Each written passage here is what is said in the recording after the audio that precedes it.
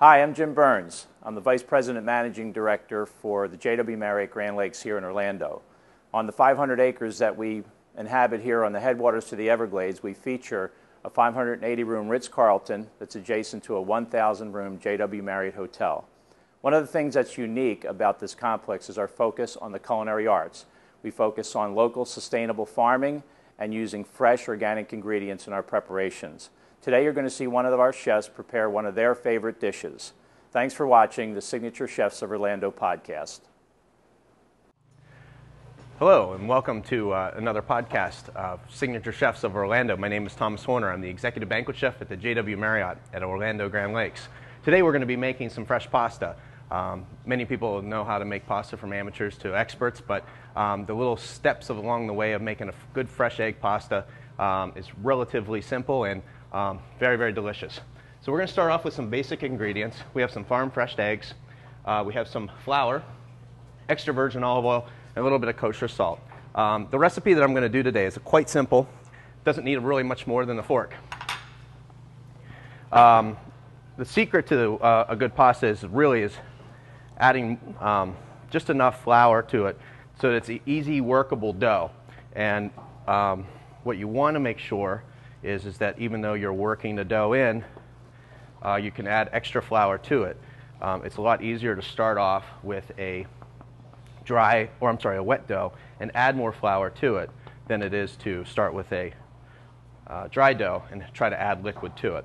So we're going to start off with basically a 2-egg pasta, and the ingredients, like I said, are very simple. It's egg, flour, a little bit of olive oil, water, and salt. We're going to do the well method, which is basically you do a flour base on the bottom, and what I did for every egg is 3/4 cups of flour. So you're going to make a little well in the bottom of the on the cutting board, and then you're just going to basically place the 2 eggs right into the well. We're going to put in 2 teaspoons of good kosher salt. You can use sea salt. I would stay away from doing iodine or any of the ionized salts, because those table salts tend to be a little rough on the palate. And we're going to do 2 tablespoons also of water. Finish off with 2 tablespoons of extra virgin olive oil.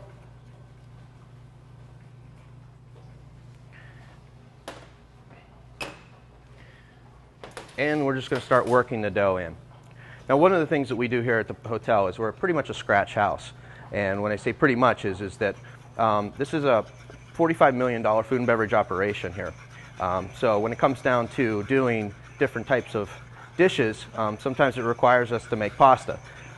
When we do pasta for 1,000 people or more, you don't do it this way.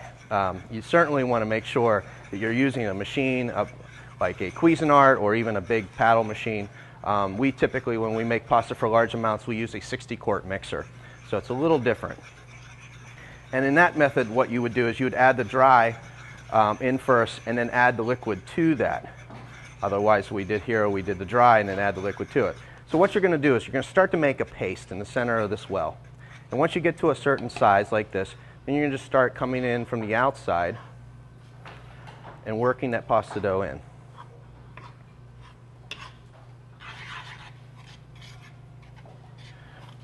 The trick to this really is once you start making this pasta, you should have a pretty dry board at the end. There should not be really a whole lot of flour left, and all this dough should be made quite easily and really not overworked. You can start to see it's starting to form a little more of a paste now, consistency. And at this point, what I do is I just drag all this excess flour in and really just start kind of just moving it and patting it down a little bit, folding that in gently. You don't want to overwork it in this stage, but you also want to make sure you get out all those little lumps of flour.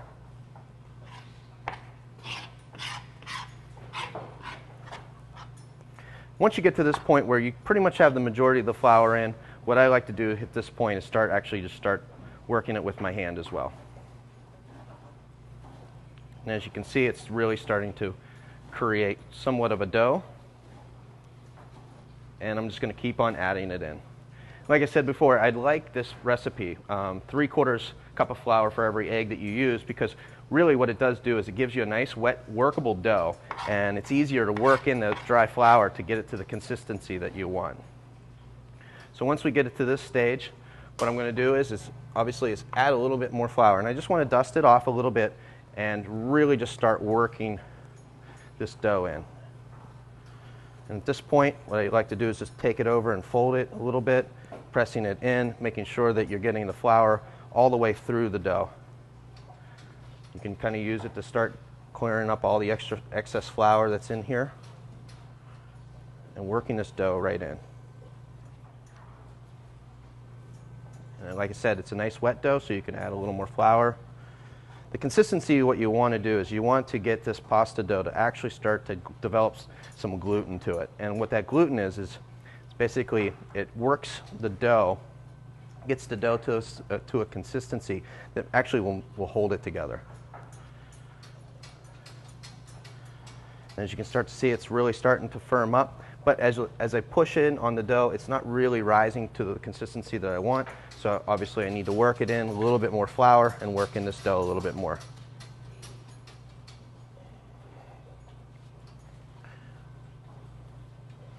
Once the dough starts to form a ball, I'm going to keep on just dusting it with a little bit of flour until I get that nice consistency that I'm looking for. And again, that should spring back to touch.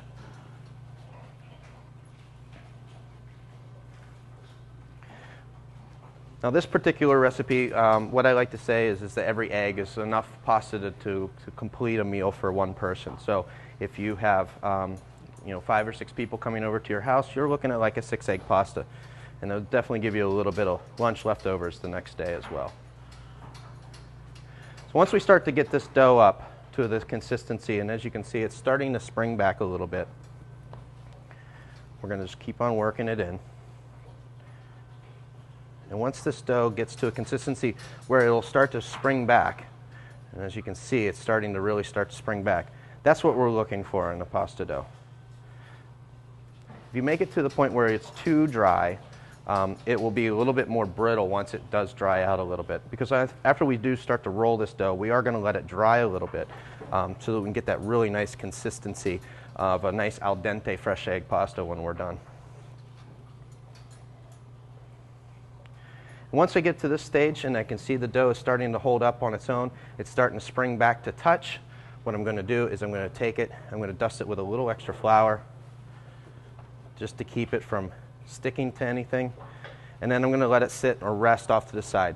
If you're going to let it rest for a long period of time, the easiest way to do that is to take it, wrap it in plastic wrap, and you can actually store it in the fridge for up to a day. Once you're done with that pasta, it's going to start to look like this. And what this pasta dough is made about an hour and a half ago. And as you can see, it's got a nice spring to it, but it doesn't pop back as much as it did before. And that's because that gluten is relaxed in a little bit, and now it's ready to roll. So I'm going to take this, and I'm going to cut it into a small piece. I have here is an Atlas machine, and this Atlas machine is a machine made for the purpose of rolling pasta dough. You can find them in most grocery stores. They're relatively inexpensive. They're $20 to $25. And the really nice thing about these is they can last for a very, very long time. This particular machine, I've had it since I was 15, so it's about a 20-year-old machine, and it's in still great shape.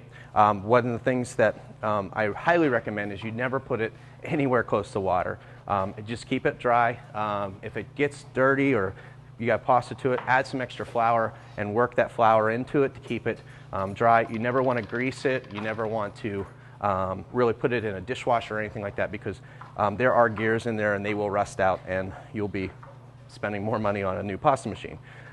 So we start off, there's a dial here on the side, and it basically goes from 1 to 7. And you're going to start at the thickest level, which is on this particular machine is a 1. So I'm going to roll it through first, and just basically pressing it through and getting one nice roll through it. If you need to, you can always, if it feels a little wet, you can always go back and add a little extra flour to it and just dust it off a little bit and work it from there.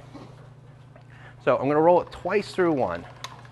And the reason for that is I really want to get to see how the consistency of this pasta is. It's really nice and soft still. It's not too dry. It's not too brittle. I'm going to fold it over so that it's about on this machine. As you can see, it gives me about a ½ an inch on both sides. The reason for that is as I start to roll this pasta out, it will start to get a little wider and wider on each roll. So we'll start there. We'll go to 2. And then we'll go to 3.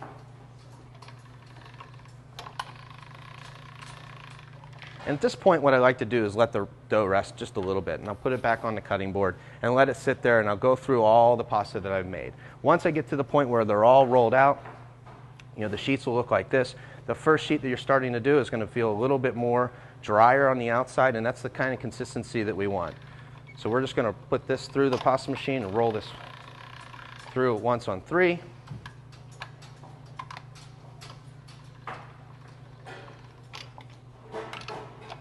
Once on 4. And for today, what we're going to make is we're going to make a fettuccine. So for that particular one, I like to use go to the 5th setting and actually roll it through twice. So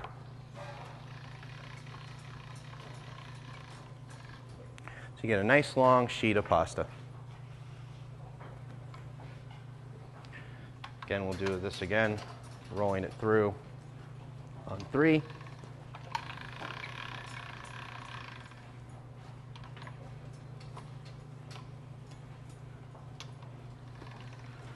One time on 4.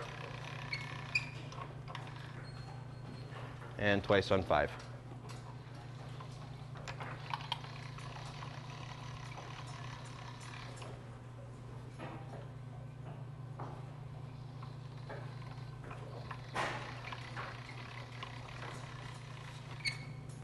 Now once this dough gets to this size, it's a little harder to work with, so it's certainly fine to take it and cut it right in half for cutting purposes. So once you have this pasta dough in this shape, and again, this is probably enough for 2 people because once you cook this, it's going to swell. It's actually going to double in its size. What we want to do here is we're going to take this cutter, and this is basically a fettuccine and angel hair cutter, and it slides quite handy right on the Atlas machine here. And we're going to take this and we're going to cut a little fettuccine pasta.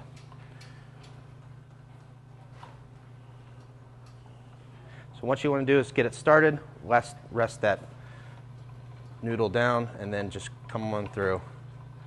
And it will separate quite nicely for you if it's the right consistency, and it will break up quite nice. And at this point, what I'm going to do is I'm going to hang it. I would like it to dry just for 15, 20 minutes. So I'm going to hang it just to dry on something that's that's clean and obviously, and just let it sit there for about 20 minutes just so we can get it to a nice dry stage. And then once it's nice and dry, it'll be ready to be cooked. And sometimes what will happen too is when you're trying to funnel this pasta through this little cutter here, it'll sometimes get a little stuck. And if so, just give it a little press in there and it will certainly roll right on through.